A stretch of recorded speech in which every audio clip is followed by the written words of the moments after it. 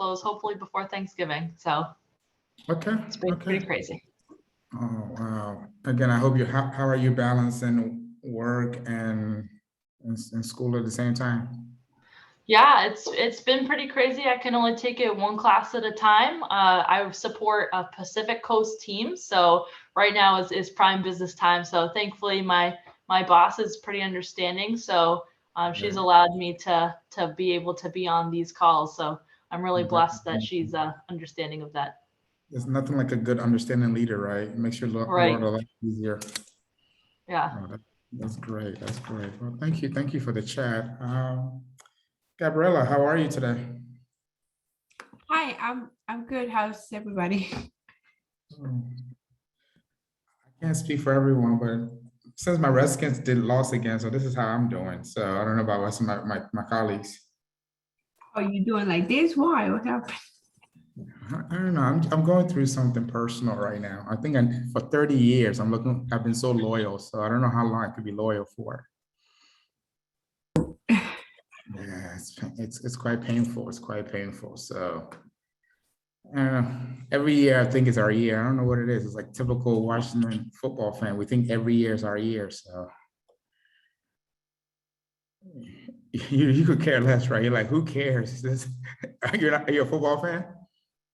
No, that's really sorry, but don't let anything to affect you. Okay, right. You're a great motivational speaker. Thank you so much. Right? Well, I try anything personal to affect me, like in class or at work. So I try to just brush it off and keep going. I like that. I like that. I think I should call the Redskins and say, you know what, let's brush it off and let's keep trying. Next year will be our year. That's awesome. That's awesome. Thank you so much. We'll probably start in about 1 more minute. Mel, how are you today? Can you hear me? Yeah, I'm pretty good. I was just getting situated. Hi, good night, everybody.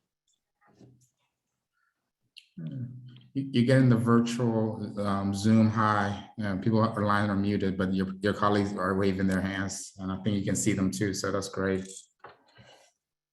Let me see, Eva. Good evening. Hi, how you guys doing? Their line is muted, so I'm shaking their head for them. Some of them are saying, yeah, they're doing okay. Awesome. Okay, well, 7:05 on the dot. Let's get started. Anybody celebrate anything major? Any milestone? Did anybody do anything for Halloween? Something that will put a smile on our face? Wow, everybody's just a dedicated student. Is that what I took my kids to the Hollow Scream in SeaWorld in San Antonio, so that was fun. Oh my God. Tell us about it. I mean, because a lot of us that are parents are like, things are starting, looks like it's starting getting back to normal a little bit. How was that experience for them? They had fun. I mean, they have the trick-or-treating for the little kids in the morning.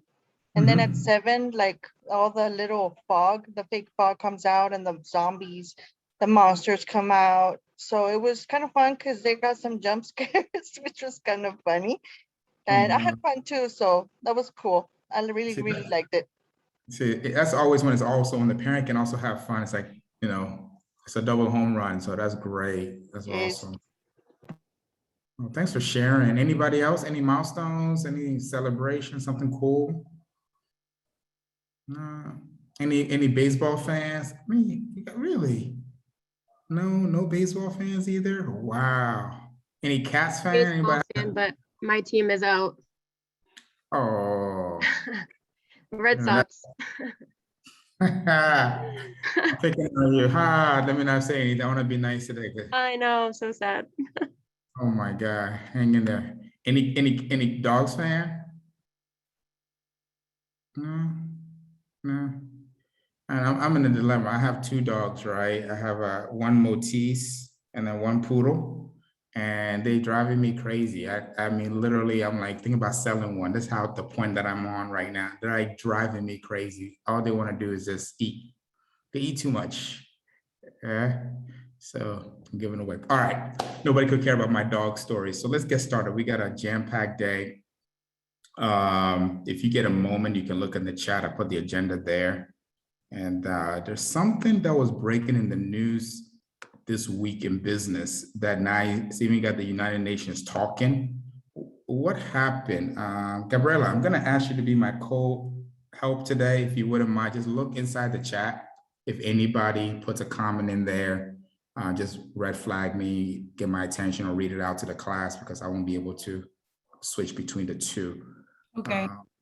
Excellent, thank you. I think that's more like a voluntold, right? I didn't even ask you if you would do it, I just told you. Sorry.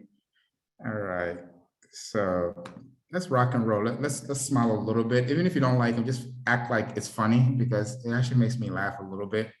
How many meetings did anybody have today? I had 6. 10. Oh, you went, okay, we're done. Alex, take over, you can have a night off. Thank you. Thank you. Can anybody beat 10? Did anybody have more than 10 meetings? Nobody. Oh my God. I mean, this is just one example. Sometimes I wonder, when do we actually get time to do work? Right? You go to one meeting for another meeting for those. Alex is shaking her head. Yes. Like, when do we actually have time to do work? So I think that was a little bit funny. You know that I am an economic geek, so I couldn't resist. It says on the far right hand side, this is your revised salary, keep it confidential. The gentleman says, don't worry, I'm equally ashamed of it. It's just like, in the perfect world, can you imagine somebody giving you a 3% raise? Ladies and gentlemen, based on our inflation conversation, this is how a lot of people feel at the end of the day, like it's extremely low. And then there's some data points coming out around inequality gap, or especially around women. Can you imagine the year 2021, we're still having a conversation around the gender gap when it comes to income? I still can't wrap my mind around men. Excuse all the men on the call, please excuse me for this statement. When are we going to get our act together? I mean, it's something I still can't wrap my mind around. A woman that, say that very politely, does the same job that a man does, he gets paid more. And then the data came out this week talking about October 29th was very ideal on the calendar. On the average, women get stopped paid, if I can use that term, October 29th of this, for the rest of the year. If you take the gap between how much men and women get paid, about 18 average, October 29th, all women in America literally stop earning paycheck. So it's something to think about. It's, I think, something we can definitely do better. Okay. So here's our game plan for the day. As I told you, we're going to do Speak MBA, and then just come with some thoughts, some things that are in the business news connected to our lessons today. And I'm going to talk about milestone number 1 in great detail. So in the chat, I ask you politely if you can. If you can, I can understand. If you can understand. Bring out your milestone number 1 rubric. So step by step, box by box, and then give you with it. We're going to discuss the case study, but remember, the case study is being graded right now, so there's so much that I can talk about. I'm going to lay out the framework, and then the rest of it you can do. Is that fair enough? I cannot give you the answers to it. I can literally give you the framework where you can set it up or answer any questions that you can have directly, but I can't tell you if this is right or this is wrong because it's a graded assignment that's live right now as we speak. And then the third one we're going to talk about, which we're not going to have time for, I'm going to tell you that for a fact, I'll park it for next class, is looking at financial statements, right? Helping you build up to your consolidated spreadsheet. If you're not very familiar with how to read a balance sheet, this lesson will be very, very helpful to you as you pull it. All right, so that's our game plan. And hopefully that will stick right to it. So let's get going. Let's dive right into it. So as usual, we're going to do a little bit of Speak MBA. These are some of the 6 words, terminology, or concepts that are trending in the world of business. And when I see these concepts in your paper, oh my God, I get super excited. Okay. So as usual, I'm going to, Gabriela is going to help me a little bit. I'm going to give it a definition or a concept or a narrative around it. And you just tell me the first one that comes to mind. This is how Steve Jobs got fired from Apple. He didn't understand his major ratio with other factors, of course. If you're in a form of partnership, this gives you literally the control or the minority. What concept is that in MBA 101?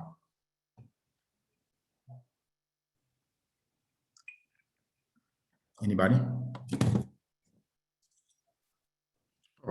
Anybody? So, all right, let me say it again. So in a different way.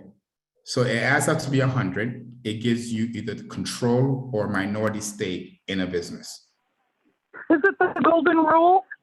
Exactly, I heard it. That's what I was looking for. Yep, it's the golden rule, 51% to 49%. So ladies and gentlemen, that is the golden rule of when it comes to M&A or management buyouts. It is what we call the golden rule, 51% to 49%.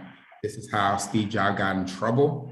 And then Mark Zuckerberg learned from that information that even if he doesn't have 51% of Facebook because it's a public traded company, but he's always found a way to have the majority of the voting rights. This has become a Wall Street darling during the COVID. It's a special purpose, I just gave it away, I apologize. Special purpose vehicle that companies can go public with it, literally taking a private company, remassaging the numbers, and then going public to raise money. What is that called? It's trending right now on Wall Street. It's in SPAC. Yeah, SPAC, right? So it has to do with mergers and acquisition, but literally think of it when you hear it, how companies are raising money on the equity side, and a very fuzzy economics that got us in trouble in 2008. We're repeating the same mistake again. This is a terminology that you've heard so many times. It's 1/10 of 100th. It's the way we call numbers out, right? If from a percentage we convert it from percentage to BP or BIPs. What are we talking about? Bias points. Which one? So I spelled it wrong there. So it's basis points, right? So let's say, for example, when somebody makes a reference to, help me out if anybody's heard this term already in their passing, 100 basis points, 400 basis points, right? 1/100th of a percent. So it's just another way of saying percentage. Since you have a fancy MBA, you need to make people complicated. It's just another way of saying, when somebody says 100 basis point, they're talking about 1%, 200 basis point, 2%, 400 basis point, you get it, right? 4%, so forth. This concept is an interbank rate that is used in London that determines the global market, what interest rate we're going to charge. But because of 2008 meltdown of the financial cooking of financial institutions, now we're getting rid of LIBOR. I gave it away. We're getting rid of this number. Now it's going to equal a different number. What am I talking about? LIBOR equals rate.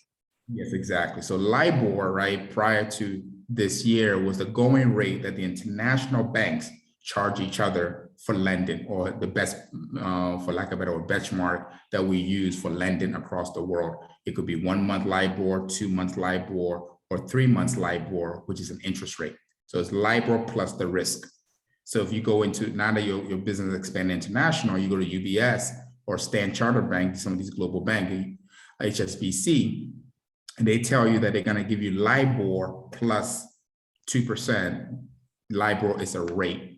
Okay, excellent. Last class, we calculated this, right? It's a series of measurements that we use, okay, to determine if we're going to make a quantitative decision on a scorecard.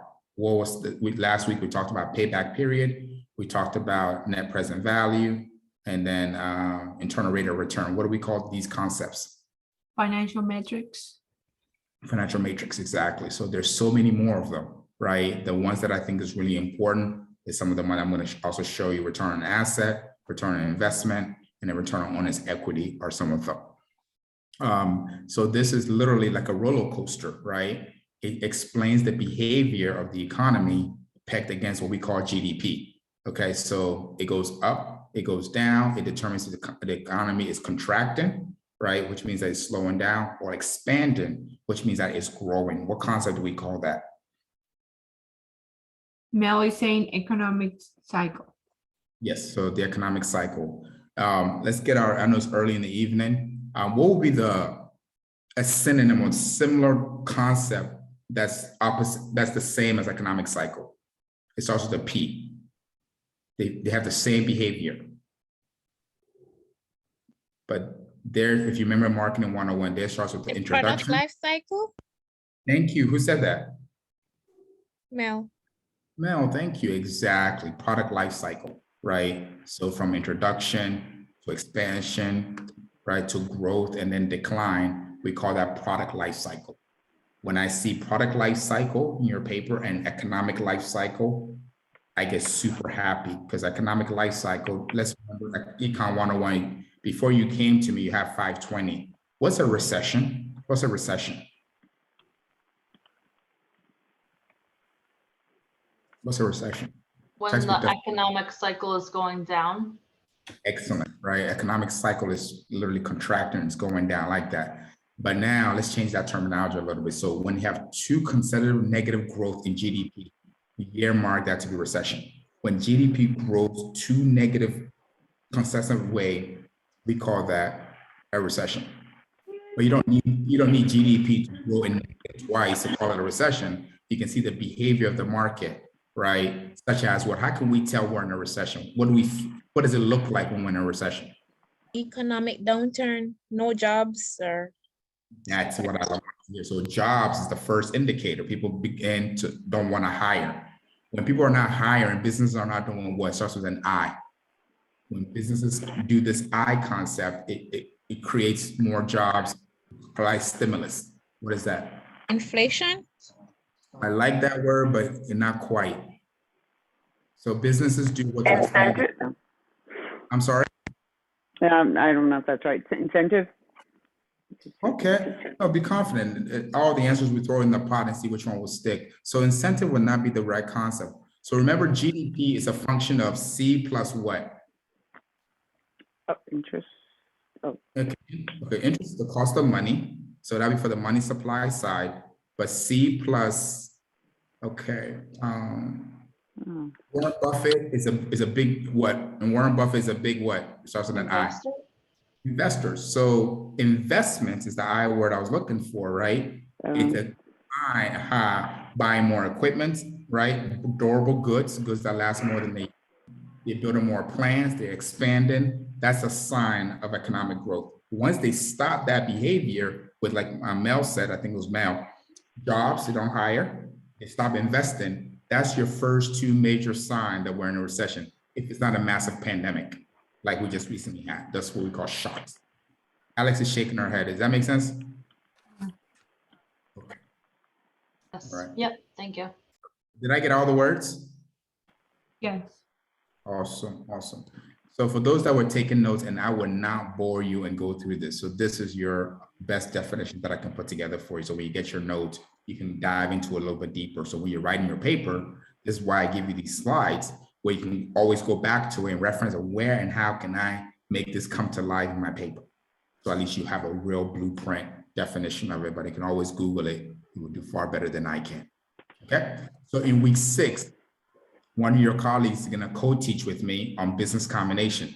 So SPAC, right, is a form of business combination, okay? Business combination, AKA, if you're looking at partnership of 51 to 49%, it's also a form of business combination. So joint ventures, JV, MBO, which is management buyout, and then M&A, which is your mergers and acquisition. That is going to be for week 6. Okay, so I just want to give you a sneak peek on what will happen in week 6. Any questions on these concepts before I go? I have 2 minutes on it. Awesome. Thank you. All right, I couldn't resist, ladies and gentlemen. Did you know? So I have another segment that I add to your eye opener, if I can use that term, or snapshot. Indulge just for a second. It's on your screen. I'm going to speak on it. I'm going to be quiet. There was a study that was conducted by the Federal Reserve, which I think is very, very credible.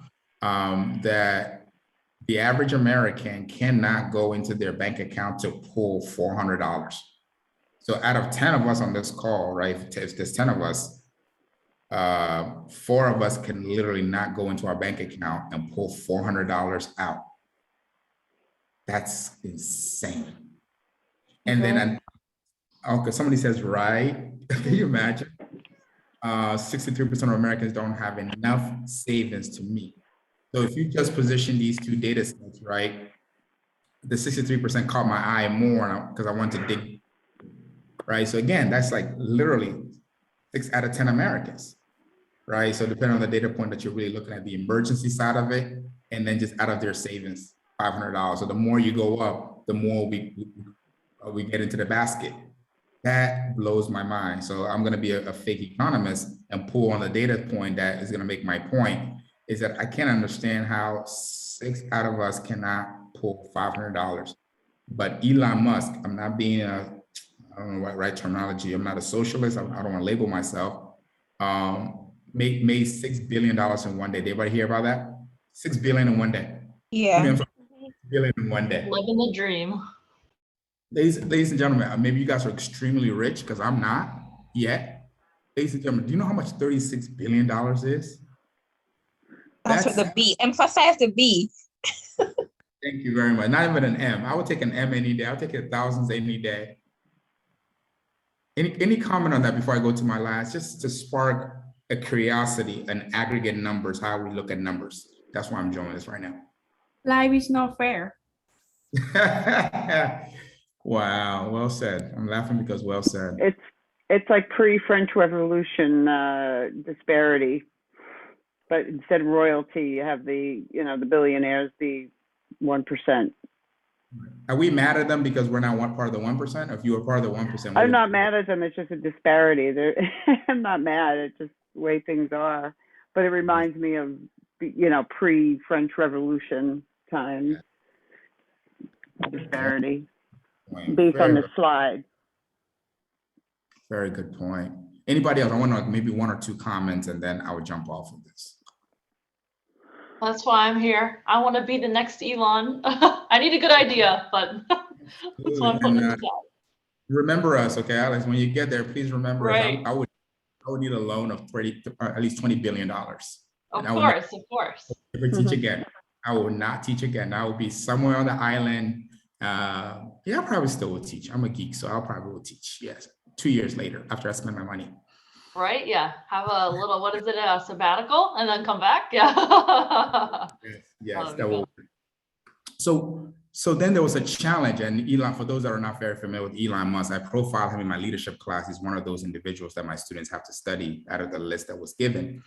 So he threw a challenge out there. The UN World Food Program made a very abstract statement saying that if the wealthy billionaires around the world, the top 1%, can contribute, I think roughly it was about $6 billion. It will save about 43 million people that are in starvation mode right now. So Elon Musk to the challenge, like, absolutely, he will contribute and sell some of his Tesla stocks if they can prove it quantitatively. I was like, wow, that just caught my attention. He's like, yeah, if you can show me step by step and what the impact is, I don't mind doing it. So that just kind of put me on the radar. When he started using the terminology in this course, it really put that article on the radar. So it's quite interesting. So the challenge is out, and the UN responded that absolutely they will be able to show him the accounting, the numbering, the engineering behind it of how to do it. And he said he will go into his war chest and provide that. Any comment on this before I leave? No? How many of you guys wish you were Elon Musk, had his bank account? Yeah, so I think right now he's over almost $300 billion. Yeah, it's insane. We're in different times. That's all I can say.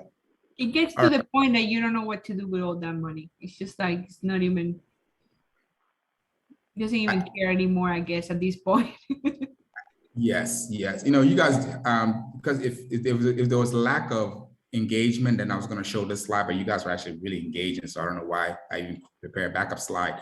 But during the COVID, look what happened. Look, I'm preparing your eyes for big numbers. That's my point of these 2 slides, trying to prepare your mind of the business numbers of how aggregate these numbers can be in analysis.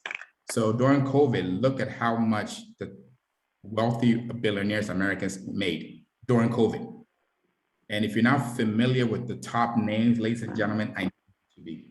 These are the men and women that shake business decisions. Every single one of them. When they cough, the business community listens. So who's Jeff Bezos? Let's run across the top line. I don't care about their net worth. I think we made the point with Elon Musk. Who's Jeff Bezos? Amazon.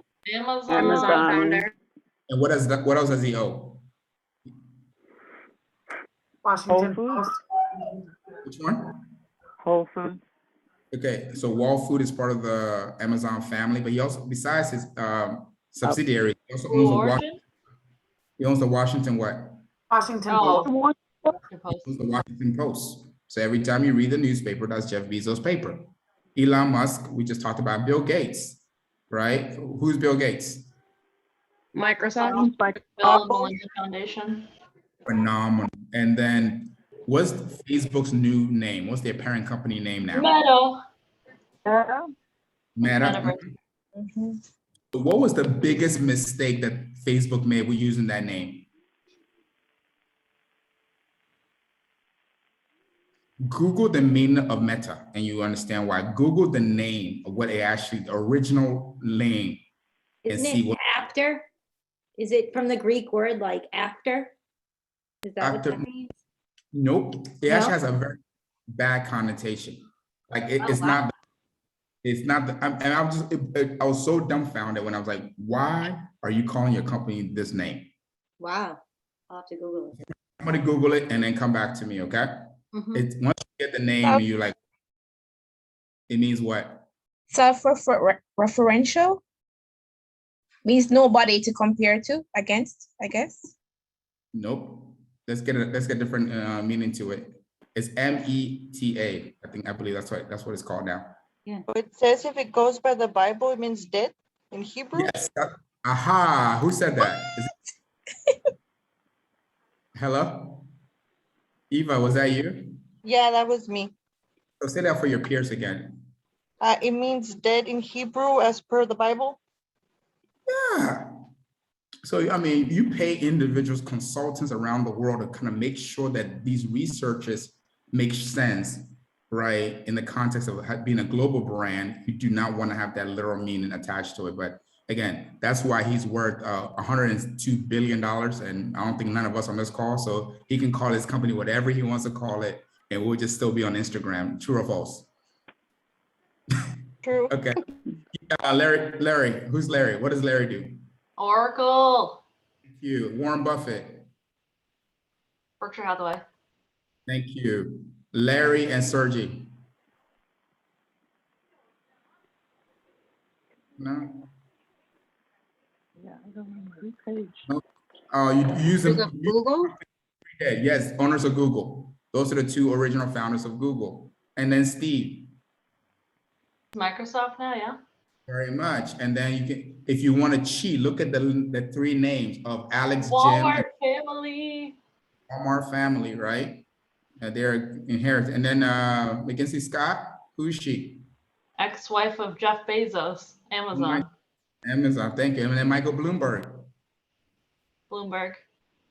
He's the old mayor of New York City. Exactly. Mayor of New York, but he made his money in what? What did he make his money in? The Bloomberg terminals, and now Bloomberg Media, Bloomberg.com. Exactly. So the Bloomberg terminal, aka the media conglomerate that he built, that I contribute to every single day of my life because it's really good. And then Phil Knight. Phil Knight. Oh, can I give you a hint? Oregon, just do it. Nike. Yeah, Nike. Nike. Awesome. All right, I'm gonna jump off of this, please, because it'll spark a conversation I want to come back to, please. So indulge me. This is my last one. I will come back to these slides in great detail because we're far, far away. So what caught my attention is to Jeff Bezos.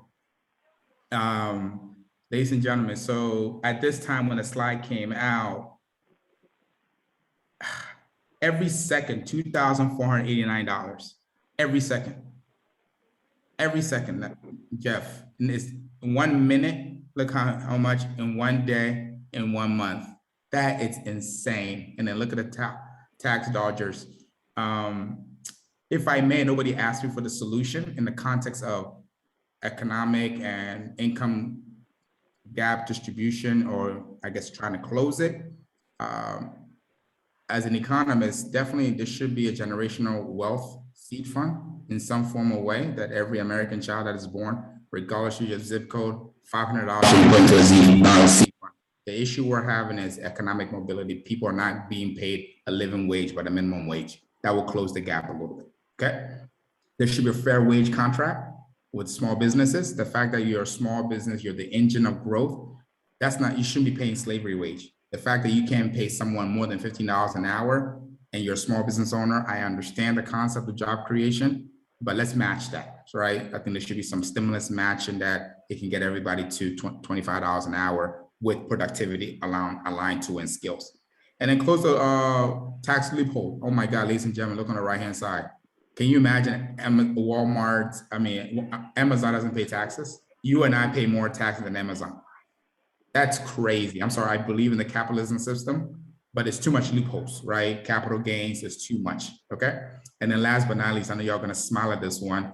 They should eliminate student loans. I'm done with that. Yes. Because my student loans run as $125,000. That's how much my student loans are. Can you imagine, ladies and gentlemen? That's a mortgage.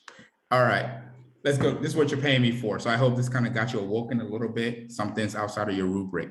So this is what we're gonna do. I will need you to take notes, and I am gonna patronize you a little bit. So I'm gonna show you step by step what it's in my mind regarding the rubric for your first paper. Okay, so indulge me. Okay, so in your rubric on the left-hand side, I copied and pasted your rubric.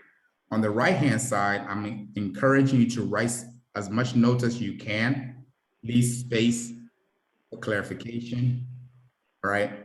And then we'll go from there. Okay, so in your paper, it says describe the investment project. Be sure to provide sufficient detail to give the loan committee a firm sense of the parameters. The key word is parameters of the activity, the need for it, what financial matrix, underlying financial matrix, underlying parameters are relevant to determining success. In other words, what do you propose to do? Where, what marketplace need would you fulfill? And how would you measure success? That's what your rubric is asking you. So on the right-hand side, I want to explain that in simple words, what I'm looking for, or the concept it's trying to explain. So when I use the word parameters of activity, it's asking you, what is the business combination, right? How are you going to get there? Like, what structure are you going to use for your expansion? Is it going to be a JV? How are you going to set up? How did you determine the demand and the need for your product? That's what we mean by parameters. Give me some scope of how you decided to go to the UK. What is driving your product and services to the UK? It can't be because I like UK, you'd be in trouble. You'd be in trouble. Or I want to have tea with the queen. You're going to be in trouble. You're going to be frustrated, right? Every country has a need for product and service, humbly speaking.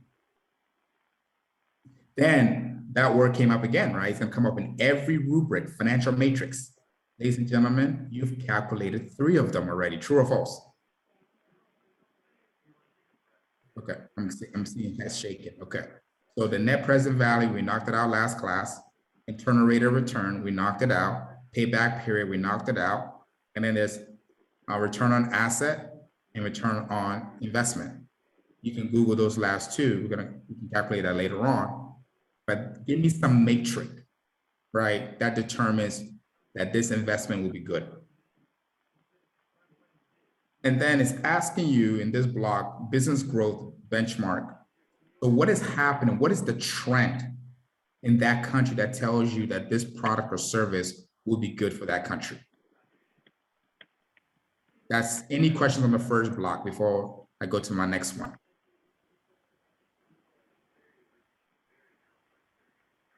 Can I give you a cheat sheet?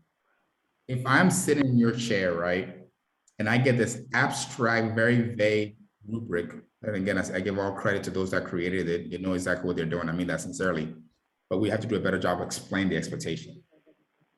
I will introduce where I'm going, right? Why the country I'm there. I'll take the macro issues and then the micro issues of that country.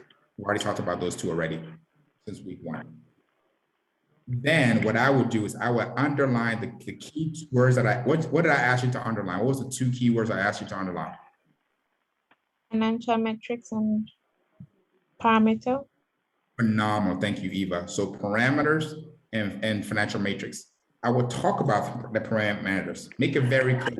The parameters, within my expansion of this country, the moment, and it give me parameters. Parameters simply mean what business combination are you going to use to get there?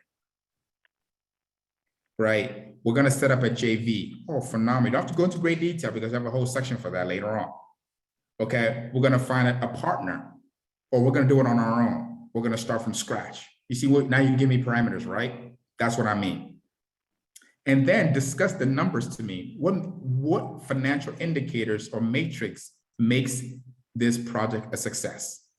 Return on asset, return on my investment. If we invest $20 million, we want 18% return based on A, B, and C. Oh, okay. These are my assumptions that supports that I'm okay. That's how I would set up those 2 paragraphs. I mean, make it no more than 3 paragraphs maximum, then you're cooking right there. And make an assumption that I have no clue what these concepts mean. So explain it in very layman's terms. You get credit for that. All right, can I go to the next one? Next box. Gabriella, how am I doing in the chat? Because I see 9 chat. Yeah, nobody's speaking right now. Thank you so much. So in that same block, it says, specify the resource the project will require and where these resources will come from. In addition to nothing, the amount of the loan that you're requesting, noting the amount that you're requesting, you should also consider human resources, facilities, government approvals, intellectual property, access to natural resources, and other resources that might be required to carry out the project. This is what I need you to underline. I say that very politely. Resources, and then a small phrase, amount of the loan, just amount of the loan, and then all the items to consider. So again, resources, because I want to go into detail, the amount of the loan, and then the items you should consider, such as human resources, facilities, access to natural resources, and then maybe any other resources that you may come across. So in this section of your paper, right, identify the resources that you're going to need. And I've done my best to list some of these most frequent resources that are available. So when it talks about human resources, we're talking about the personnel, right? Make it up. These concepts, you can make it up. You have the freedom to use your imagination, but let it be in reason to politely. Facilities, just like the word sounds, facilities, right? Sometimes facility can mean money, not in this context. All right, so facilities, what structure, if it's anything that you're gonna need? Are you gonna need a new data center? Are you gonna need a new shopping mall, right? Are you gonna need a new e-commerce platform to support? And then based on your research, see, what are your government approvals? Is there any regulation, any permanence, any compliance that you need to be in line with within that country? Ladies and gentlemen, you can introduce this concept and get about a paragraph just by introducing government approval process in that country. You can get some words for your paper. Then if there's anything direct to Nordstrom, mention it. If there's not, at least you brought it to my attention that these are some of the resources that should be considered. That we want to hire a lawyer, right, to go into greater detail about some of these permits, regulation, and compliance in that country, and be more specific and provide example. You just got the meat to your paper. I'll say that again, right? You can introduce the concept, provide examples if you don't need it right now. But later on, we might need a lawyer to assist us with compliance in this area because we're in the UK or Saudi Arabia or any other country. Intellectual properties, IP, you're gonna hear that term a lot, right? So what are some of the intellectual property that you're taking to that country? Or core competencies, something that you do so well, right, that it's a secret sauce. Maybe you have a patent on it, it's pending. This is the time you want to talk about that here. And then natural resources, as it sounds, right? Do you need access to any natural resource? Water, land? And then we go from there. Please ask me questions, please. Ask me questions. Any questions on this first? Yes, I have a question. What was the part you mentioned that we could make up? Was it just a part of the amount of the loan? Yes. Or just the general concepts, right? The human resources, who you need. If you needed somebody from the C-suite, you can make them up. Mhm. So the amount, you can make up the amount, absolutely. The amount is up to you. But Thank you. all, you're welcome, but it's a but, Eva. So put it within the context of the business, where they are. So now you have their actual base year, which is your projection. You have the 3 years that you've done, right? And now you have their financials. So if you're trying to make a $1 billion expansion and the company's bleeding and you can't find out where they'd be able to massage that number from their balance sheet, then I'm going to say, where did you get that billion? So don't make it too big, don't make it too small. Have some reasoning behind those numbers. That's the point. Okay. Can you just go over parameters one more time? You had said something and I. Feel free, I work for you. Okay. So parameters, right? It's simply giving me within scope. Give me your expansion in a scope. A scope simply means, how are you going to do it? What business combination that Alex is going to teach us in the week 6 in detail that you're going to use to set up your expansion? Okay, so parameters are, for example, I'm doing a joint venture. I'm going to set up on my own. I don't need any partner. We can do it on our own. We have identified demand, supply and demand. That's a parameter. We have identified this demand, okay? And then we have the supply to meet it. So therefore, we're going to expand to the UK or Venezuela or so forth based on these parameters. Did I do justice? Yes, thank you. Okay. So those are the activities that are going to get you there. What activities are you going to do to get you there, right? So we're going to expand, but we're going to use this kind of vehicle, a merger and acquisition, a joint venture. We're going to set up a franchise. Now, you just basically introducing, you don't have to go into detail, just introducing it. Because like I said, your paper, another paper, you're responsible for going into detail. Then the next block of your rubric, for those who are following me on your rubric, it talks about time frame. When will the project start? What is the anticipated economic life? I want to use the word life cycle, but I didn't write the rubric. Economic life on the proposed expansion. How will you decide if, when, or how to exit? Justify your choices with appropriate financial matrix. That's a mouthful, true or false? Okay, so you're not going to answer, so thank you. Underline project start. Economic life cycle. Can you see how the brain works? I literally insert my own word in there. Economic life.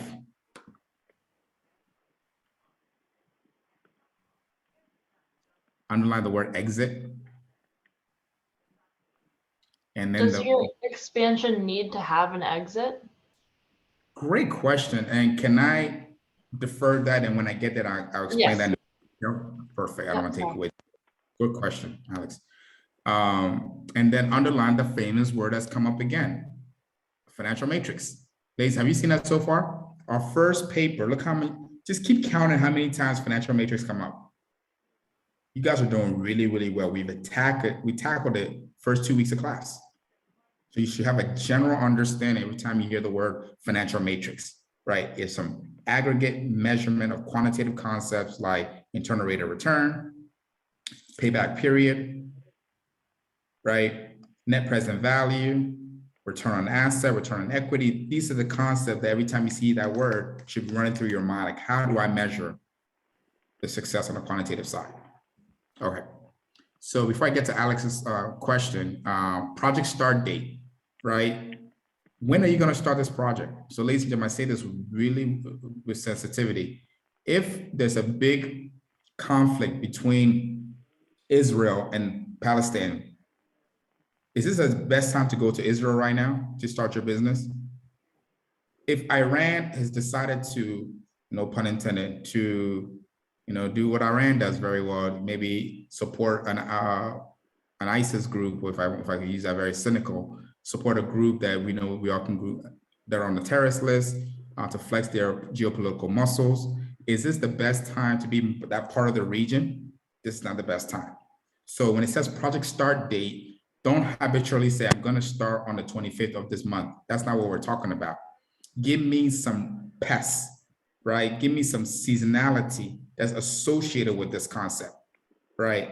So let's say recently, Italy was the hotbed of the COVID when it first started, true or false? You guys remember? Italy was, it was before it got to us, right? Would that have been the best time to go to Italy to start a business? No. Okay, so the start date has to be around the seasonality of your business. When do you do very well if you measured it?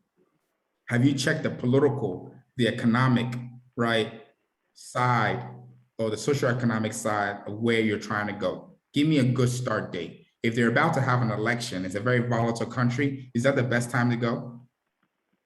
No, that's not the best time to go.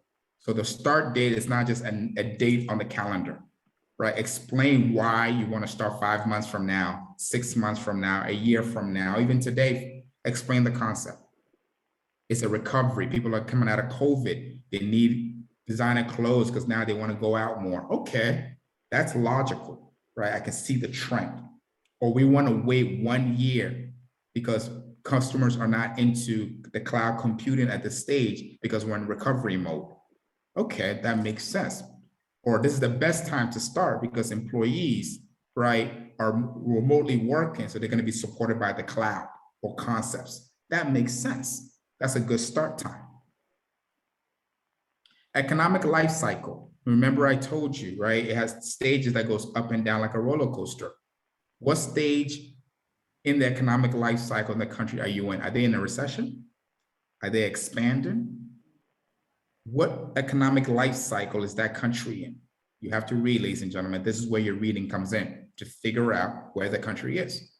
Economically, they're doing well. Let me give you a hint, right? The World Bank would be a good place for you to figure out where the economic life cycle of the country that you're going into. Look at their World Bank economic report. I'll say that again. Hint, hint. World Bank economic report forecasts their economic growth. When I use the word economic growth, ladies and gentlemen, GDP should come in your mind. Gross domestic product. And why do you want to go there? So when I see you giving me the economic life cycle, I get super excited because it gives me a reason that now you understand on the macro level where the country is headed.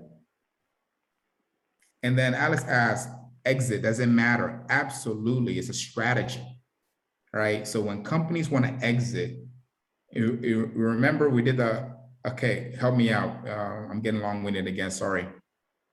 Ladies and gentlemen, do you remember when we're calculating payback period? What was the key thing that determined it was success or not? What was it called? What did I use? Something like break even. I like. I don't remember the term, but that's the concept. The Yeah. the cutoff date. Oh, Vanessa, thank you. Yeah. Big Dallas fan. Thank you. Yeah. So Alex, so the cutoff period, right, determines if my exit plan and strategy are in the line, right? I know when I want to get my money back, I want to exit the market. So when you hear the term exit in the market, there are some vehicles that we could use. What is IPO? Is one of our first economic buzzwords, speak MBA buzzwords. What's IPO? To public offering. It's exactly public offering. It's initial public offering. It takes you to the stock market. You can raise money. You can exit. Multi-millionaires, billionaires, this is how they exit, become very, very wealthy.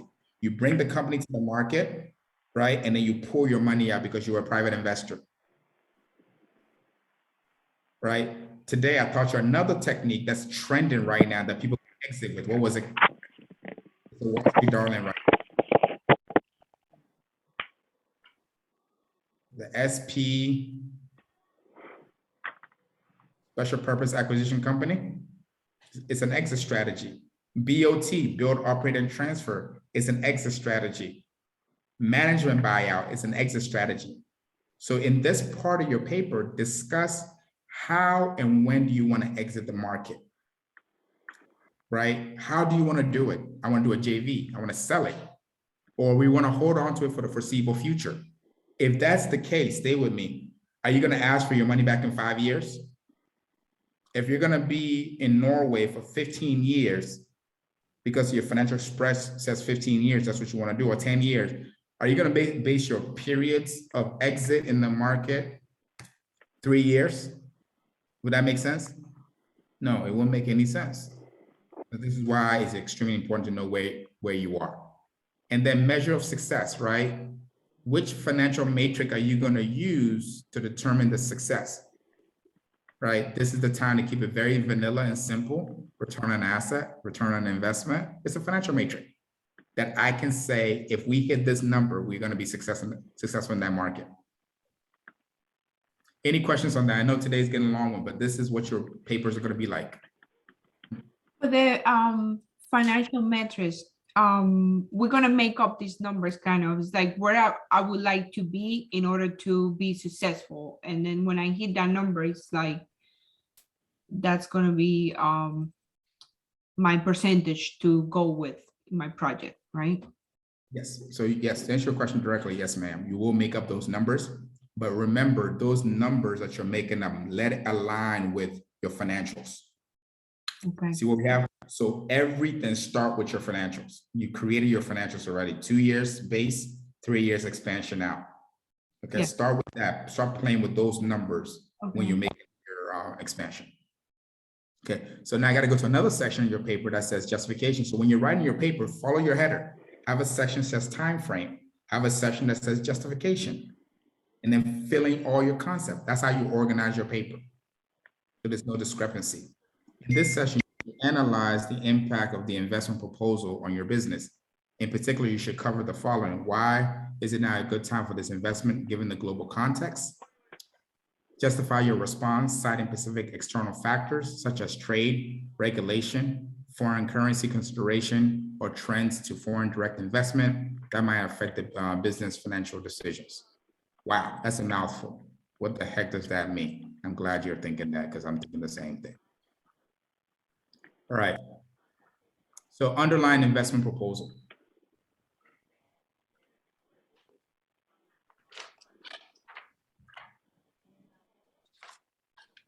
You already covered this a little bit, but I want to go into greater detail. Good time. Underline the word good time. Global context.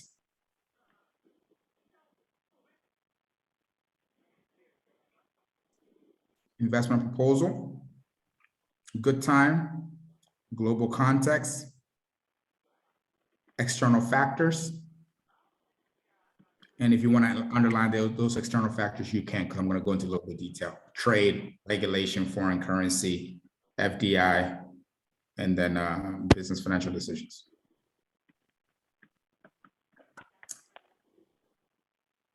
Okay, so in this section, you should analyze the impacts. Anytime you see the word analyze, right, it simply means critical thinking, critical. Look at some factors to help you make your decision. You're analyzing.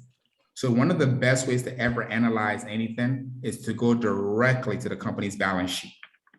Income statement is cute, doesn't tell the full story because I'm only looking at net income. Cash flow is just telling my behaviors of my inputs and outputs. Balance sheet tells me my assets equals my liability plus owner's equity. That tells me the story. Can I be religious for a moment? I'm a believer, so indulge me, okay? I read a Bible verse, right? It says, Philippians 4:13, I can do all things through Christ who strengthens me. Phenomenal. But what happened to the rest of the verse? I need the entire context of what I'm reading. Balance sheets of a business tells you the story. It tells you from Genesis to Revelation, the entire context. People take 1 or 2 lines and then they make a meaning from it. No, they get one quote and they make a meaning. I want the whole book. So balance sheet is one of the best examples that I can think of that gives you the whole context of a business, with other supporting factors like balance sheet, P&L, and so forth. So investment proposal, favorable or non-favorable, discuss, right? By analyzing, give me proof that after looking at their financials, right, now I know that this investment will be very favorable or will not be favorable, these reasons. But we want to do it for other reasons.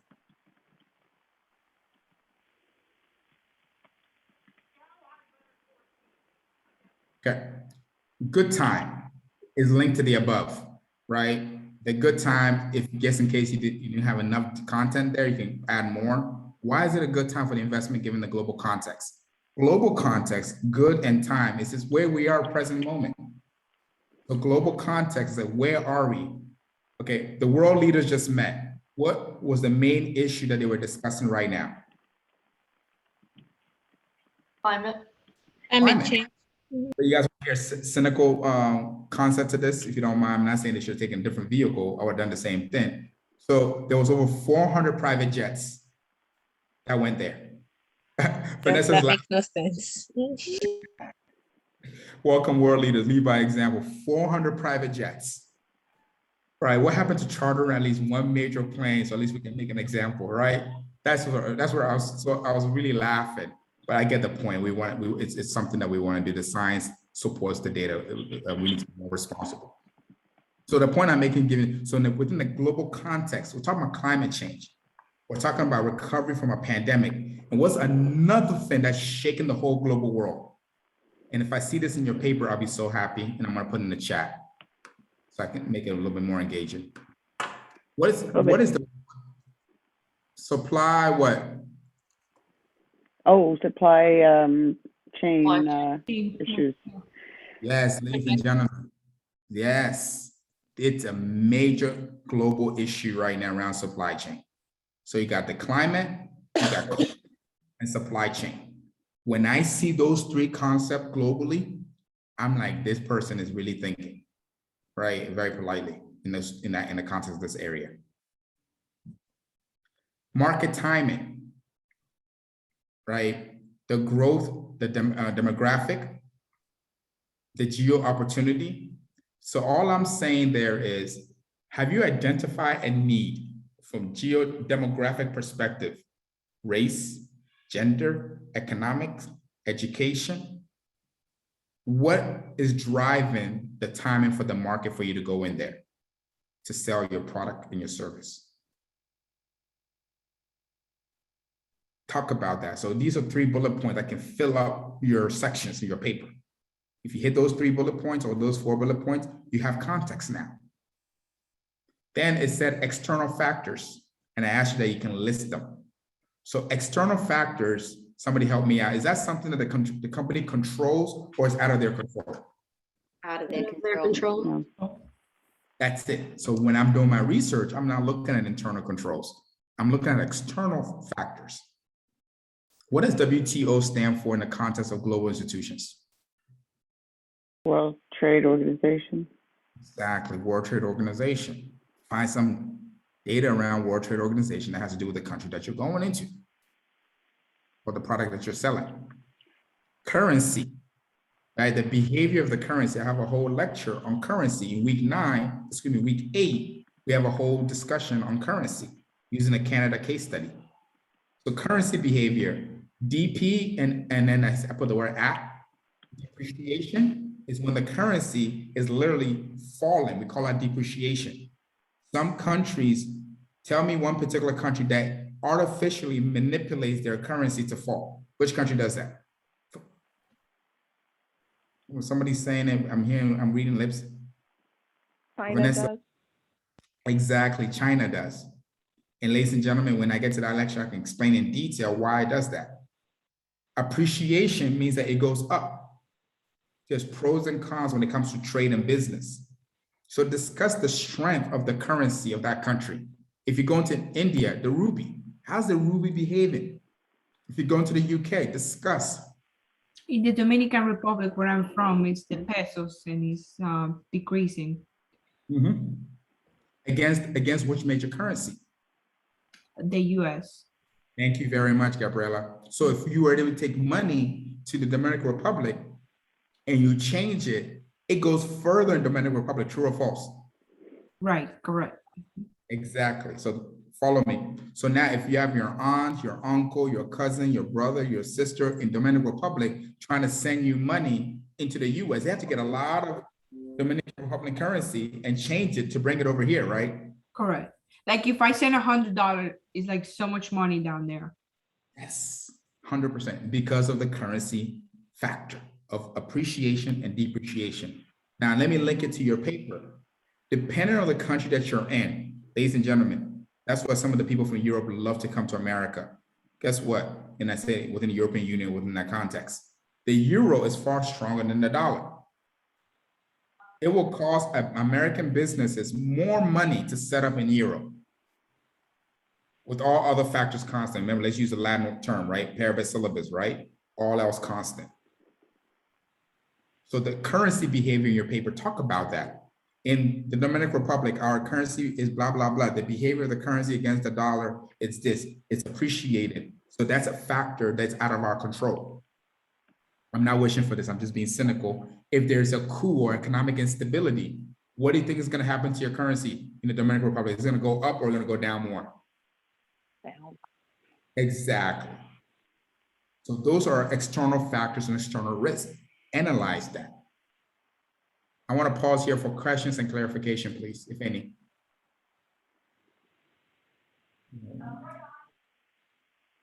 Okay. Gabriela, what's my time? My phone battery just died. So what's the time you have? It's 8:03. Oh my gosh. Okay. Strategic fit. So next part of your rubric talks about use this section to discuss why the investment proposal makes sense for your company strategically. One, how does the investment align with the company's organizational and financial priorities? Support your argument with the evidence from the company's reports, financial statement analysis designed to persuade a lender that the investment is a good strategic fit for your company. Wow, another mouthful. What the heck does this mean? All right, use this section to discuss why the investment proposal makes sense to your company. How does the investment align with the company's organizational and financial priorities? Underline financial priorities.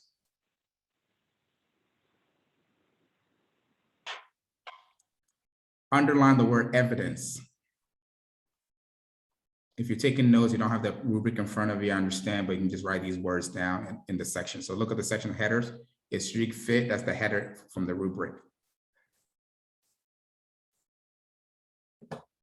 Okay, and then the last phrase I want you to underline for me, a company reports and financial statement. Company reports and financial statement. So we want to know their priorities, evidence, and then the company reports and financial statements. They now shift to the right-hand side. Strategic position, right? For your company, sales trend, branding, competition, organic growth, right? How they're expanding, what's your growth strategy? We call that organic, could be internal and also external. So organic growth strategy, how the company wants to grow, right? Is what we call strategic position. So in your paper, identify if it's Nordstrom, what is it about their sales trend? What is happening in their trend? What's about their brand position? Is there any competition that they're going after, if there's any? Or the organic growth, their growth strategy that you found in your reading, excuse me, that will align with this expansion. That's what I will be looking to talk about. Hint, hint, what are they invested in? And one of the best ways to figure out what a company's interested in is to look at their balance sheets. What are they spending their money on? That's your evidence. You can find where they're investing their money, or you can even Google it and say, what is their priority for the company? Is it human capital? Is it technology? Is it acquiring more assets, right? To position their messaging as a strategic fit? That's where you get the evidence from. Looking in their financials and showing me that in their balance sheet income, or I Google it, they made a massive investment. Nordstrom did that. A few years ago, they made a massive investment in their e-commerce platform. Today is benefiting them tremendously. So when I say financial statement, look at the balance sheet area, right? The assets, liabilities, any news of M&As, right? Points to you where they're spending their money. That becomes your evidence from your company reports and financial statements. So in this session, right, I want you to focus on 3 bullet points. Where is their strategic position in the area of sales, branding? Where have they positioned themselves? Are they a premium good? And if so, how are they positioned themselves in the current market, which is the US market? Would you advise them to position themselves the same way in their developing country or another country of the same caliber. Investment alignment, looking with evidence from their financials. What shows you what they're really interested in? Human capital, technology. How do you trace that? Look at what they're spending their money on. And then when I say financial statements, right, look at that balance sheet, pull their assets, look at their assets. If they're hoarding so much money in cash, you know where they're going. If they're hoarding a lot of money in inventory, you know where they're going. If they're borrowing money, right, to hold on to cash for something, you know where they're going. And then if you hear the news that they're buying companies, right, they're merging or they're acquiring, you know what direction is a priority for them. Any questions on that blog before I go to the next one?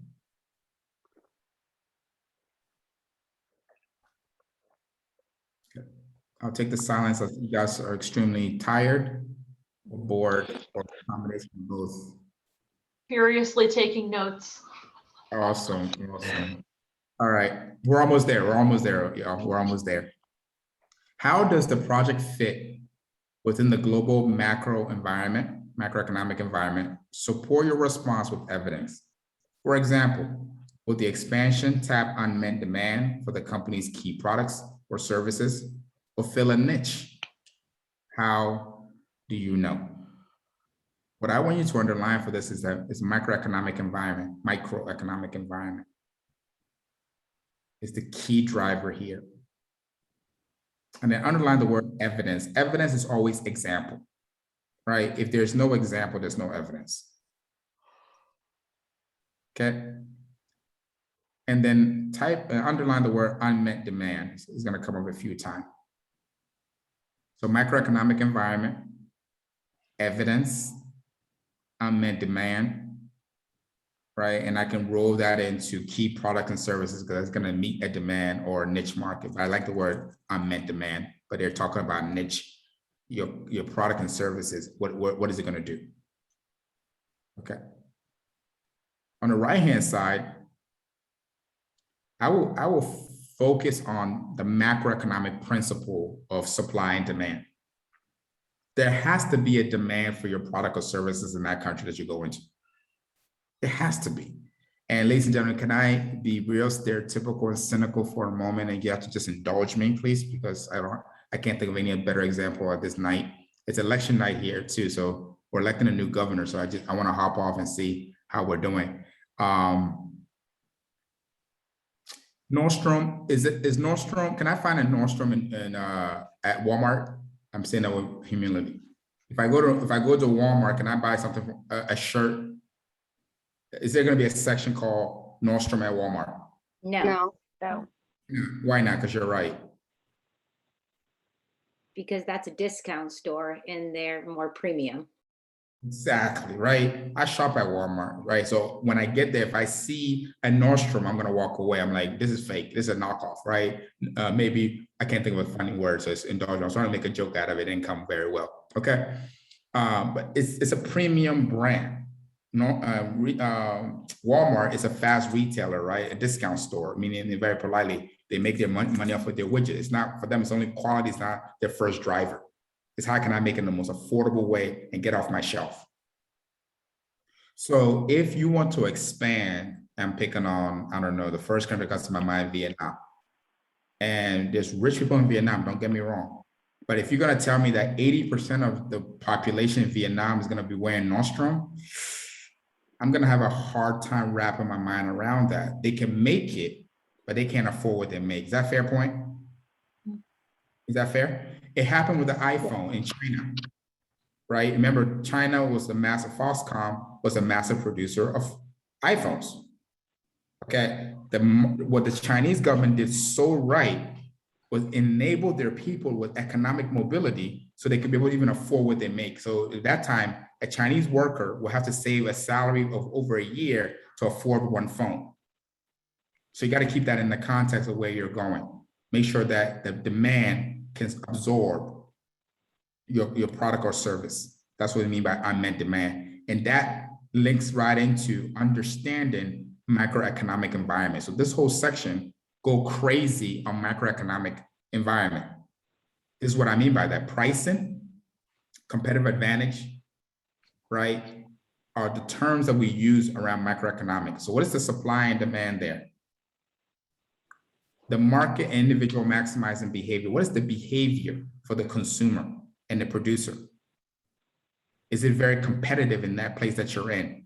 These are the terminologies and the concepts for that session that you want to be talking about. That's what the rubric was asking you to tap into. We've already given the obvious, right? Our product and services is needed. If so, how do we determine that it's needed? That's the question you're trying to answer there. From the macroeconomic perspective.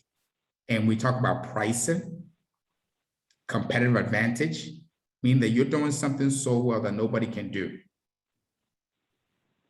You know, the consumer behavior, is it price elasticity? Ooh, that's where that fancy word comes in. Price elasticity. When I see that, I get super excited. Price elasticity measures the sensitivity of pricing. Price elasticity. Okay, we're done. Any questions on this? Whew. Gabriella, I feel the same way. It's a lot. I know. Can you just kind of elaborate a bit on the market structure a bit, please? Sure, no problem at all. So,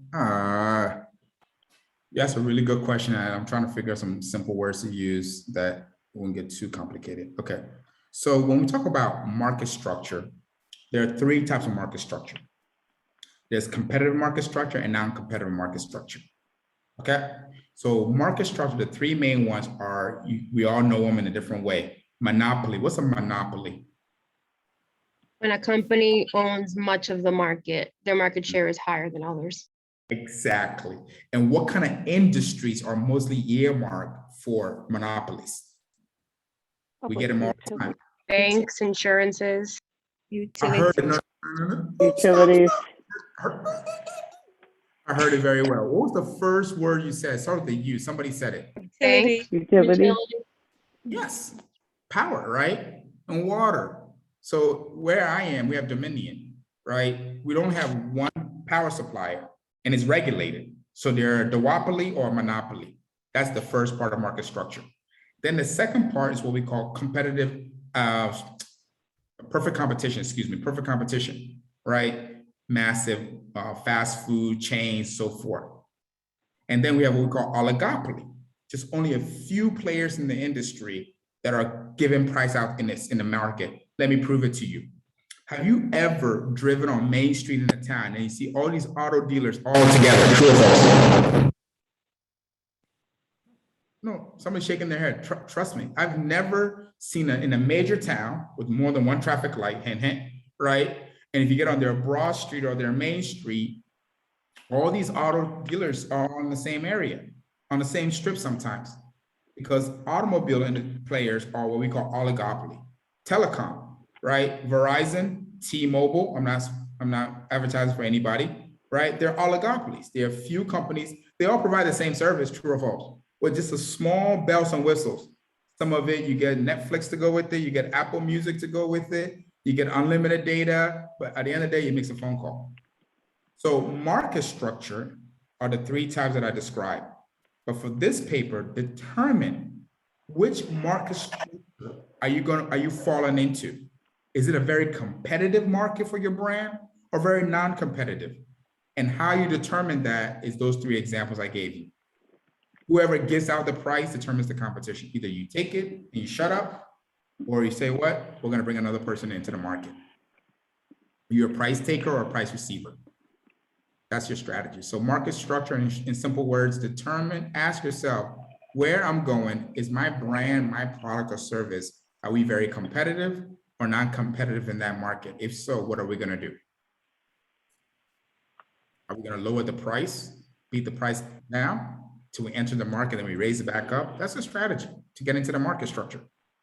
Companies do that all the time. Any comments on that? And first of all, did I even answer your question? Yes, thank you. You're welcome. On my project, what I'm trying to do, instead of creating a product and introduce and expand to another country, I'm trying to switch the manufacturing. So let's say they manufacture in another country and I see an opportunity in another country. So it's kind of like the market. I'm trying to reduce the cost of air freights and manufacturing and labor and all that, so I can have more profit into my product. So on that aspect, it's kind of like I'm not following your strategy market on this one, because it's kind of like what you're explaining is to going with a new product to another country, but I'm kind of doing different manufacturing in another country. I don't know if I explain myself. Wow, Gabriela, you're gonna, can I be very direct with you? You want the truth or you want me to lie to you? I want the truth. This is your approach is gonna be hard. Yeah. Unless you are manufacturing and consume the product and services in that country, then this project will be a lot easier for you. I hope you understand. There's nothing wrong with the strategy of manufacturing for lower costs, right? But the country that you're in has to also be able to consume the product, so therefore you can be able to have enough data to fill in these gaps. But if you're gonna tell me your strategy is just go there to lower costs and then send it back to the US, then it's not an expansion, right? It's more setting up a plant. So expansion is a strategy where I want a footprint. So I use it very politely. Somebody give me a country. Vanessa, which country are you going to, please? Well, I was thought I was going to do something like Gabriella, so I may have to rethink that. Yeah. I was thinking about opening up a manufacturing facility in Mexico. Right now they have an office, but opening up a manufacturing, that's what I was looking at. So. Okay, so let's use Mexico as an example. So if we're doing an expansion into Mexico, that means that we want a footprint. So when we say a footprint, it's like de novo, we want to set up operation for supply and demand to make money. That's what the expansion is, right? Now, open up a plant is a different type of strategy. I've discovered an unmet demand for my product and services. It's economically better for me to produce it there, give them 20% of what I produce, 80% I'm bringing it back to the US. You see what I just did? I produce in Mexico, but I'm also gonna let them consume the product. If your strategy is no consumption there, this project will be very difficult for you. I don't wanna mix my words. It will be really difficult to figure out where to get these concepts to make sense. So pivot. You can produce there, but let the people consume the product and services so you can have context to write about. So the executive memo that I made and it's like focus on that. So now I don't know if that's going to cause me problems on my paperwork that I already submitted. I'll meet you halfway. I'll give you full credit in the context, right? But then going forward for your milestone paper, guess what? Edit it, right? Okay. Make that change. Okay. The memo is literally, I'm getting long-winded, I apologize. It's telling the board, the organization, this is what you're gonna do. The paper is the actual product of what we're looking for. Because in your final paper, there's no executive memo. It's an executive summary, but that's different from the memo. So you are covered. If this was week 7 that you just said this to, I'd be like, oh my God, but I would have caught it in your feedback. So I'm glad you told me now. Any other thing, Gabriela, you see when you ask questions, you just bless Vanessa too. So I'm glad. There's no dumb questions. I say that very politely. Can I ask a question? This is Evie. $5. I know, right? So you said to use the financial statement projections that we came up with. Mm-hmm. Where would you like us, in what section, I guess I'm just a little confused on, do I use those projections or do I use kind of my fictitious, for lack of better words, like propose, like funding that I want? I guess that's where my confusion lies. Well, no problem. Let's unconfuse that real quick. So for your projections that you made, yeah, those are the numbers that you use and manipulate for your financial matrix. Okay. I'll say that. your projections and your numbers that you created for yourself with rhyme and reason is Yeah. what you use for your financial matrix. Okay. Okay. Now, the company's financials, AKA their balance sheet, Yeah. their Okay. statement, their cash flow, is what you use, right, for your analysis Okay. of if this investment will be good for the company. Is it a priority for them, right? So your goal is to tie your projections as much as possible. We call it cooking financials, right, into their legacy data, what we call their actual hard 10K. So on the right, I have my two hands raised. So on one side, you have your financials that you did yourself. Use that for your analysis of manipulation. And manipulation means anytime you want to do something financial matrix. Their balance sheet has all of that there for you already, right? Nostrum doesn't need you to calculate their internal rate of return. They've done that themselves. They don't need you to calculate their return on asset. They've done that themselves, true or false, right? But you use their numbers to support your projections as much as possible. Fair point? Yes. Okay. Did I answer your question? If I didn't, you still owe me $5. Okay. That's a joke, please. I'm not extorting money from my students, just lighten the mood. Are we okay? Going once, going twice. All right, good questions, y'all. Good, so this is our last one. And then your paper is gonna say, how does the project build on the organization's core competency or comparative advantage? For example, does the company have a strategic advantage from intellectual property, regional expertise, suppliers, or organizational structure? Another mouthful. How does the project build your expansion on the organization's core competency? Underline the word core competency. If you remember from 520, what is core competency? What comes to mind? Key characteristics. Characteristics, warm, give me something else. Strengths. Strengths, I like the word strengths. Okay, somebody build on strengths. What they do very what? The main operation of the company, the core Okay, product. Oh, I heard something. Okay, Gabrielle, I didn't ignore your point, but I heard the word I was looking for. What was it? He said the core product that they make, the most important operation where they make the money from. Okay, or what they do very, very well, right? Their core competency, right? So what they stand out and do really, really well with their strength, if I can use that term. And then their competitive advantage is a type of strategy.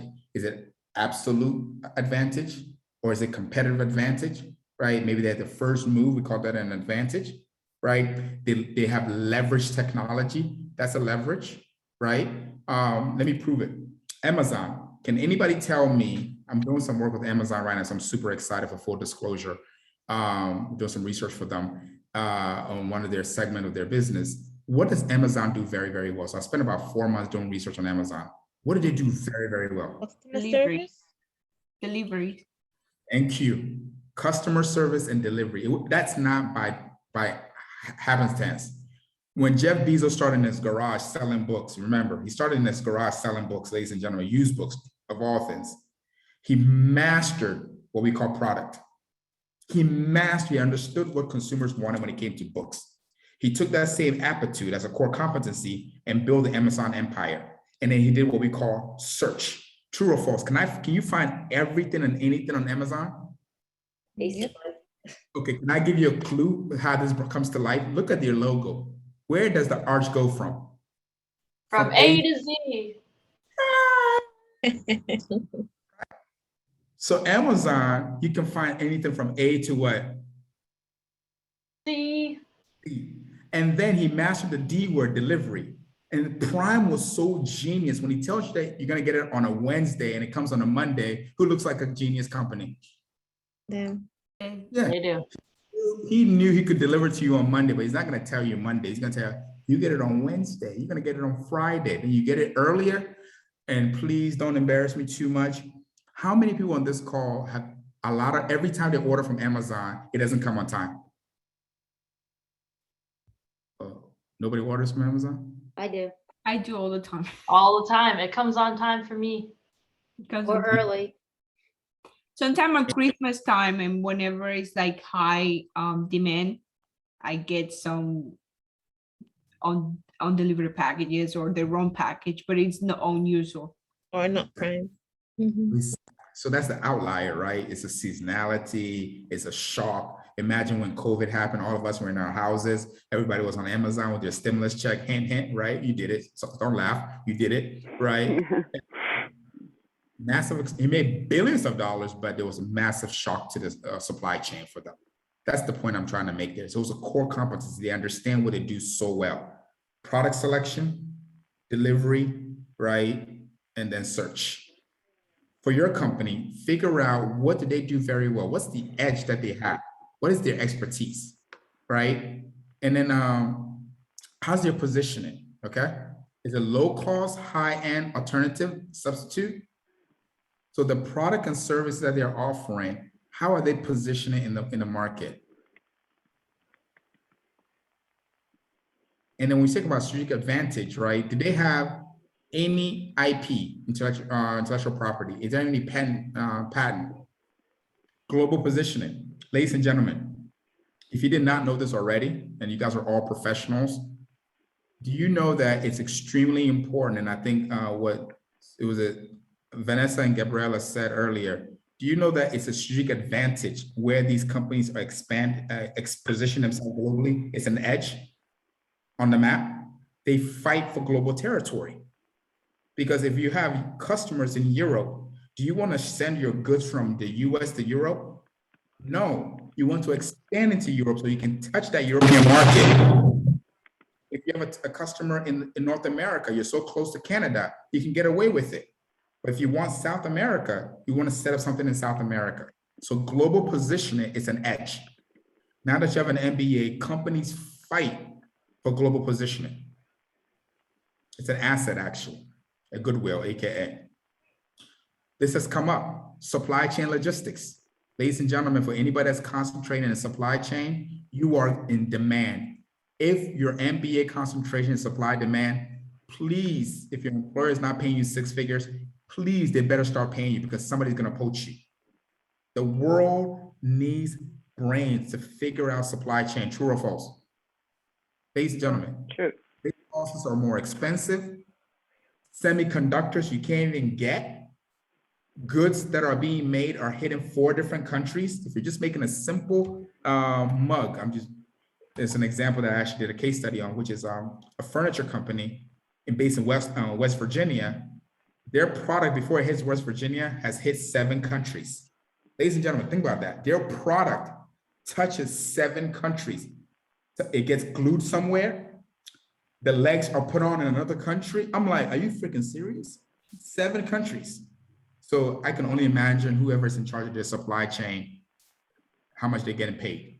And then C-suite, your human capital. That's an asset. You can answer that question here. Who are they recruiting? Who are they poaching? If you get across that information, that helps you. Any questions? Oh, I didn't mean to do that. I was trying to slide the images off my screen. Any questions? I know today was a tough one. I know. I have one question. All this is for Sunday. Thank you, Gabriela. Yeah, no sleep, right? You guys don't have a life anyways. What's your problem, right? Everybody, we wake up. Susie, I know it's true. Can we skip the discussion this week, Seth? That's all I want to know. With all that, can we just skip the discussion altogether? No, really. 100%. All right. So you guys done well. I know it wasn't easy. I know it's not easy. This is tough, but you can do it, right? I just can only imagine that if you just had the rubric in your hand, how are you going to be able to abstract all these concepts, right? So we're a team. With all the questions you guys are answering are helping a lot of people, including me. So we're okay? Going once, going twice. I'm gonna shift now. All right, I ran out of time. That's okay. That's nothing new, right? This is your rubric. And let's be honest, for your case study, who has read the case study? Okay, I have a few hands. Okay, I see 2 hands. Okay. Partially. Partially. All right. Thanks for being honest. All right. So this is what I've done for you. When you get my notes, you're gonna all the items. This is the first thing that I would do. Anytime I'm reading a case study, I open up my bad boy Excel, right? And I just literally abstract quantitative concept and I put it into a chart, or AKA slides, or AKA spreadsheet. Okay, I show the spreadsheet first. So this is the information that is given in your case study. Purchase price for Rebecca, okay, 600,000. Condo fee has been given. So when I say annually, I'm just timesing everything by 12, right? That's what you're doing annually. So I create a column, monthly and annually, because we're doing rent versus O. So that's where my mind went to. Property tax, given. General maintenance, given. Down payment. So if you haven't read the case study, I can't go into great detail because these are information I'm abstracting directly from the case study. Down payment, 120. Local deed transfer, given, right? Closing costs, given. Mortgage at 4%, given. Annual inflation. Have I gone over the word inflation before? Yes. Inflation, 2%. Right, that's a perfect world. Our target is 2.2, but 2% perfect world. Let's just round it off. Monthly cost of ownership has been given. Extra cost of ownership versus rent, given. Rent, direct rent bullet costs, given. Selling costs, right? If the realtor, their percentage, given. This is the information that confuses a lot of students. Mr. Bismark, so much information, how do I organize it? Ladies and gentlemen, it's been done for you. Now spend the time doing what I call checklists, things to calculate. Provide a rent option. Like if they're only to rent, what is the option? What would that look like? If they're to own it, what would that look like? And then the rubric is asking you to provide scenarios. What are some of the scenarios that you can run? Scenario A could be condo price remains unchanged. What does that analysis look like? B, condo price drops by 10% in year 2. What does that look like? Initial price in the year 5, and then 10% in 10 years. That's a scenario. Scenario C, condo price increases according to inflation. Okay, run that scenario for me. And then scenario D, condo price increases 5% per year. So this is what I want to show you because time is not our best friend. This you get, but this I can't give it to you because it's being graded. So look at this. If you want to hit a home run, which you're all scholars and you're professionals, this is what I'm looking for. Okay. On the left-hand side, I can't go back to my last screen, so you have to indulge me for a little bit because I switched my screens. Option 1, right? So you have year 2, year 5, year 10. It's only the rent option. If they rent, what does that look like? That's a scenario that you're calculating, right? Cumulative, right? Because you're adding 2, 5, and 10. You have your monthly on the one side, you have your annual, then you add them all together, what we call the aggregate or cumulative. You do cost of ownership. And then you run the scenarios. And then the scenarios is all the items given in your case study. Put them on one side, the items you can find, and run a scenario. You have the purchase price, right? You can do a net present value analysis there. The realtor selling fee, you have it because it's a given. Closing fee, you have it. Initial investment, you have it, and so forth. That's what we are looking for. But most importantly, start with what has been given and do your best. I know that's a cheap shot, right? But I know you can start with what's been given. So what I can do now with a few minutes, if you want to stay on, you can. I'm 2 minutes over. What is it about the case study narratively that I can explain? Because it's a graded activity. I can't tell you what these answer is or not. It won't be fair to your peers. So for those that haven't read it, what is it about the case study that you want further clarification if you need anything? I have a question. Are we supposed to do present values for what rent means or what our expenses mean for the mortgage payments?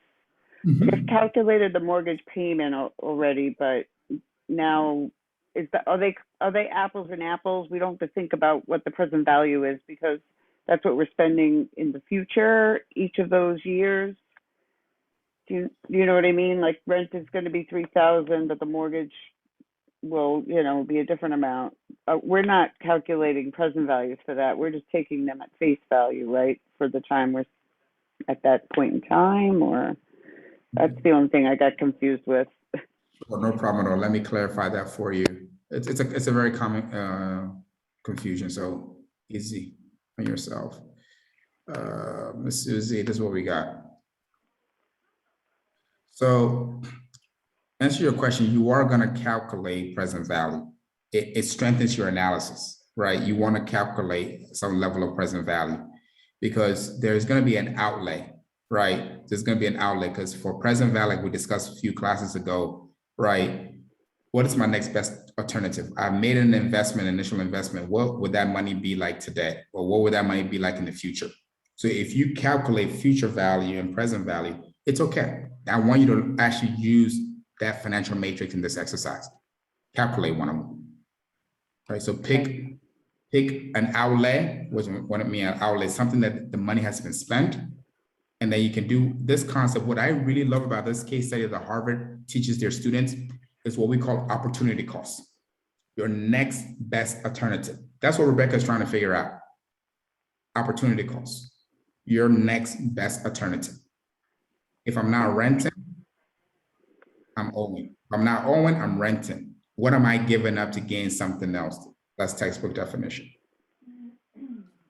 All right. Any other questions on that? So I am going to send that to you. I mean, it's already going to be in my slide when I send it to you, what has been given, and then manipulate it as much as possible. Okay. If I say that with all respect, if you can, I would love to see all 8, but I know we're all human beings and a lot of milestone paper, but calculate as much of the scenarios that you can calculate. Just do that to get full credit. Yeah. If you do all 8, oh my goodness, it's a good skill to have because this is a real life application. Any questions? How's our brain? Whose brain is fried right now? Susie. Welcome to my work. I'm in finance, so this is my busiest week too. It's like, I'll survive. Here's what I'll give you. Here's a hint that I give you. If this is a lot, right? Don't see it as a deficiency in your learning experience. If this is the first time seeing this, welcome to the world, right? I'm trying to prepare you intellectually. So it's practice, right? Practice makes what? Perfect. Progress. Oh, Progress. somebody's my best friend. Progress. Thank you. I got my $5 back. $5 back. With interest, no problem. See me in 10, 15 years from now, all right? Because I don't get paid much. So I can record, look what I'm saying. It's okay. I know my sense of humor already. For those, the finance is not your best friend, right? Practice only makes progress. It doesn't make perfect.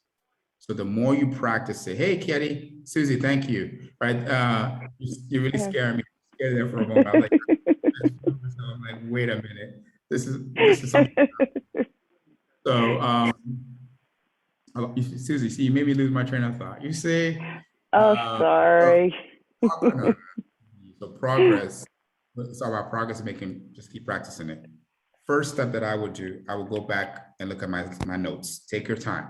I talk very, very fast, and you're only going to retain less than 10% of what I'm saying. All right, that's human being, 20% maximum. So go back on the videos, Susie. Go back on the videos, and anybody else. Frame by frame, if you can, even if it's 1 hour of your time.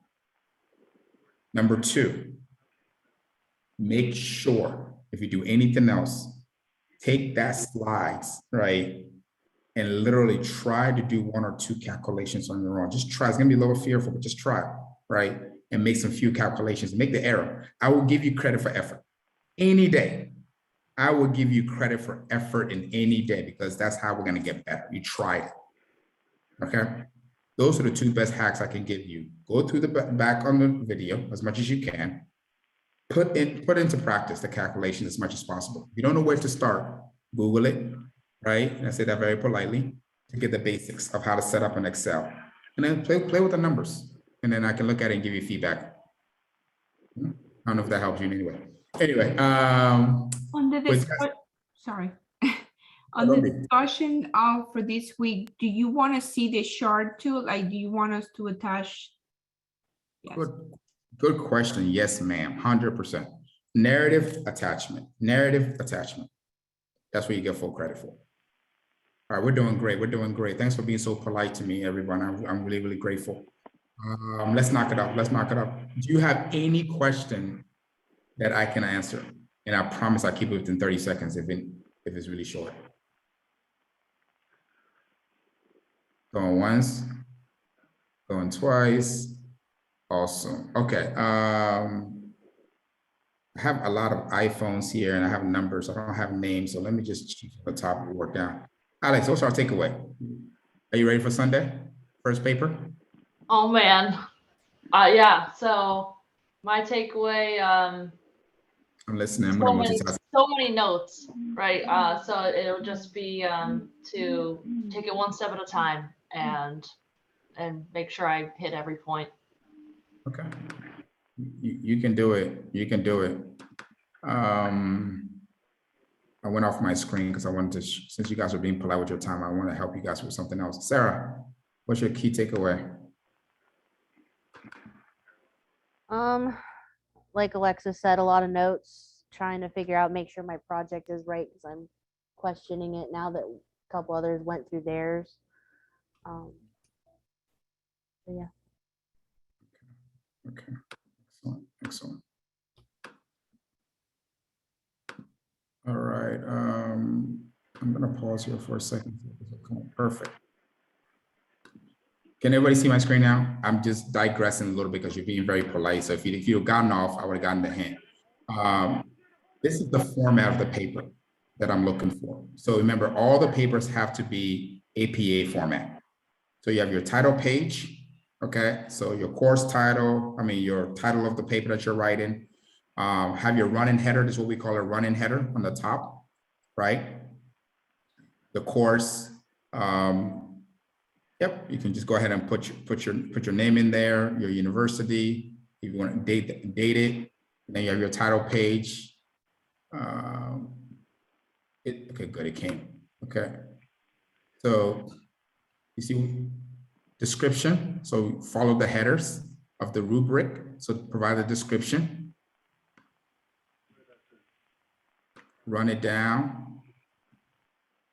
Resources, we talked about all the resources that's needed for the project. You have the resources there. Time frame. Discuss the concepts that I put, the bullet points that I gave you in the concept on the time frame. You have it there. I have a delay on my part, so that's why I keep going up and down a little bit so I can get the headers that I'm looking for. And then you have the justification. Why now? Label it very well because justification has different components to it. The priorities, where you're going to be able to find within their financials how to make it make sense if this is a top priority for the company. Macroeconomic factors that we discussed. I gave it to you on the right-hand side. We talked a lot about competitive advantage. What is their core competency, the competitive advantage put in there. And then you close it out with your references. And that's your paper. Let me give you another hint. when we get to week 9, this paper is going to be cumulative. So it's going to be up to 40 pages or plus. Some I've seen that's how far. What you're going to be able to do is you're going to be able to consolidate everything into one, minus, we don't want executive memo. So make sure that this paper is cumulative. Okay, as you build it, we're going to copy and paste at the end of the semester. Milestone 1, you're going to format it. Milestone 2, you're going to reformat it into one big paper as part of your capstone. Okay. Vanessa. To make sure that I speak about financial metrics in my paper this week. Awesome, awesome. Susie.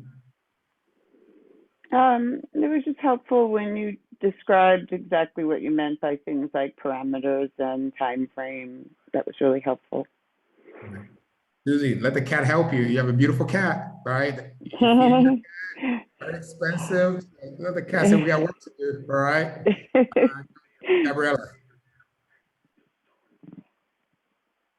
It was good to go through the rubric and going in details, so I can see better how am I gonna redirect my project. And I have a lot of work to do, to think about and try to do something different that the way I thought I was going. And yeah, let's see how we do. Awesome, awesome. Mr. Nelson, do you want to say anything? Your line is muted too. Well, can you hear me? Yes, I can, sir. Just how my mind is working around the rubric. So I was looking at it rather in terms of 2 streams. Entry strategy into the country and then entry strategy into the market. So regarding the entry strategy into the country, you have a list of factors and you have relevant list of factors for the entry into the specific market within that country. I tend to use a 5 thematic, like 5 C's to guide me in my thinking. And I think you mentioned all of them, but I make it simple for myself in that regard. So the 5 C's are compliance issues. So how do I enter the country complying with the country requirements? The same C is applicable for the markets. What are the compliance issues for that particular market? I also look at cost issues, and that basically will refer to anything that has to do with numbers for the country and for the markets. I also tend to look at competitive issues within the country and within the markets. That's the 3rd C, right? Then I tend to also look at culture, because within the market, as you recruit workers, you discuss what do you call it, resources as you engage people. Engaging workers in a country like France that take their vacation very serious and like long holidays is different from a country like Germany. So culture then impacts on your resource policies.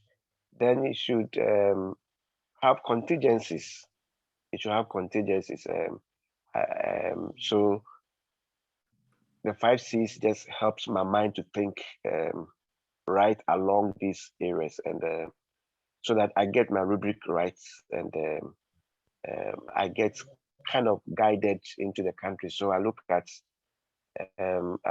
culture, I look at costs, I look at compliance, I look at competition, and then I look at contingencies. Then I kind of build a table around it and a checklist to help me in that regard. So that's my contribution for now. I was multitasking when you were talking so well, because I wanted to put in the chat Ladies and gentlemen, David has really blessed us. I mean, I couldn't have thought of a very good way to kind of contextualize this all C's, right? That can really help you organize that paper. Now, where you put it within the rubric, that's where your genius comes in, but definitely I will pick it on those 4 R's, like 5 C's. David, thank you so much. Evie.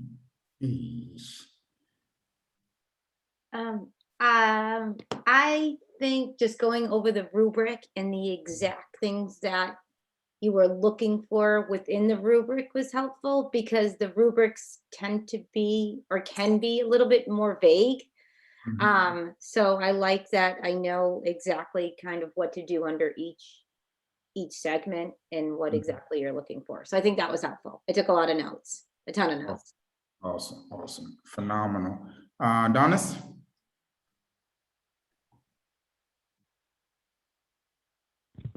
Hi, I was going to say exactly what Evie just said, breaking down of the rubrics.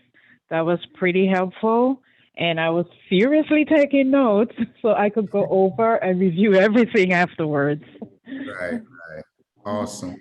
So Evie, you set the ball rolling, right? So Evie, you definitely get the videos. Everybody else, have fun at it with some popcorn, okay? To support your notes. Yes.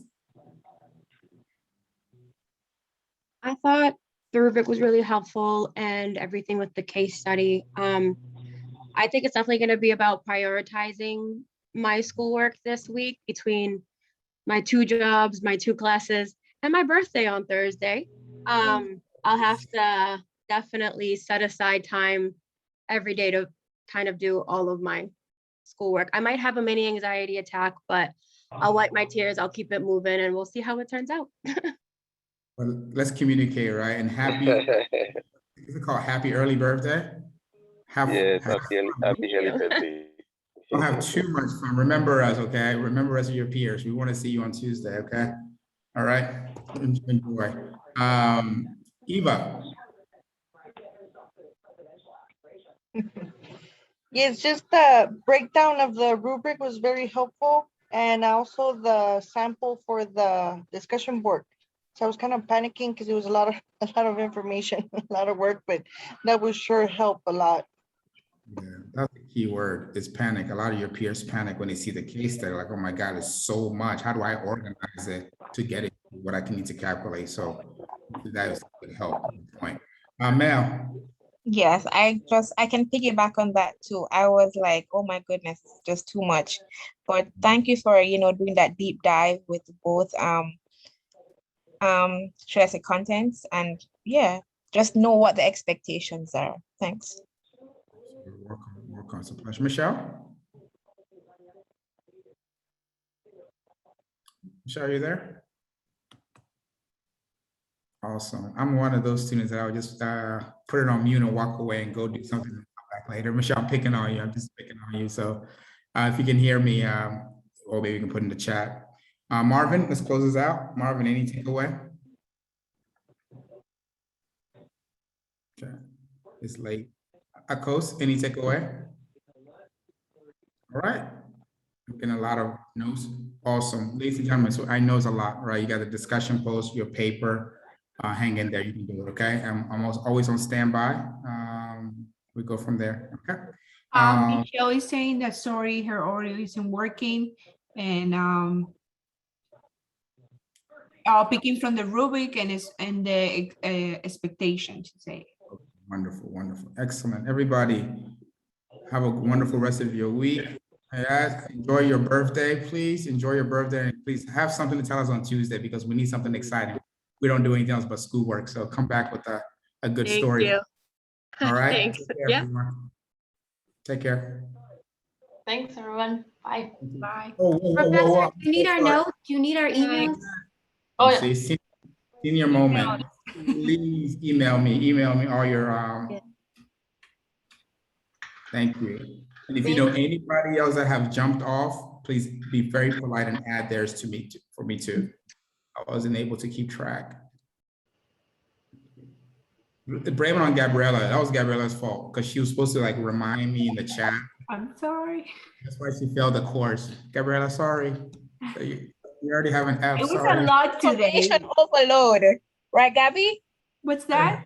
Information overload. I know my head is gonna explode tonight. I was like, Also. I can't even tell my reading right. Thank you. Welcome, everyone. You can log off once you type in your email address for you to receive my notes. Thank you. And Professor, I just put the first email I have is incorrect, but I corrected it in the second time. So if you see it second, the second one is correct. Awesome. Thank you so much, Alex. Thank you. All right, bye. Thanks for being late, everybody. I really appreciate it. It's really a lot. Bye-bye. Bye, everyone.